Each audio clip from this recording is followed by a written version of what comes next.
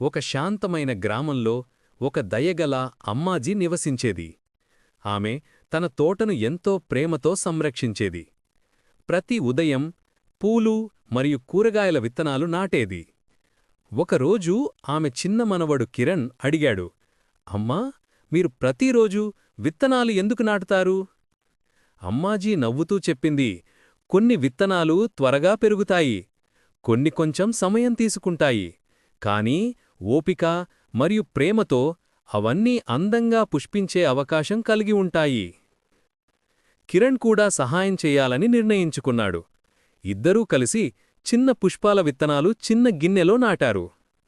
వారాల తర్వాత ప్రతిరోజు కిరణ్ వాటిని నీళ్లు వాంచి ప్రేమగా చూసుకున్నాడు.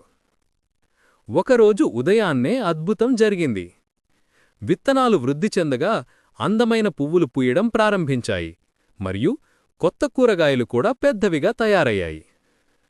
అమ్మాజీ చెప్పింది, చూడు ప్రియమైనవాడా, ఓపిక, ప్రేమ మరియు శ్రద్ధతో చేసిన చిన్న ప్రయత్నం కూడా అద్భుతమైన ఫలితాలను ఇస్తుంది. ఆ రోజు నుండి కిరణ్ ఎల్లప్పుడూ ఈ పాఠాన్ని జ్ఞాపకం చేసుకొని ఆనందంగా అమ్మాజీకి తోటలో సహాయం చేసేవాడు. నీతి: ఓపిక, ప్రేమ మరియు శ్రద్ధతో చేసిన చిన్న ప్రయత్నం కూడా అద్భుత ఫలితాలను ఇస్తుంది.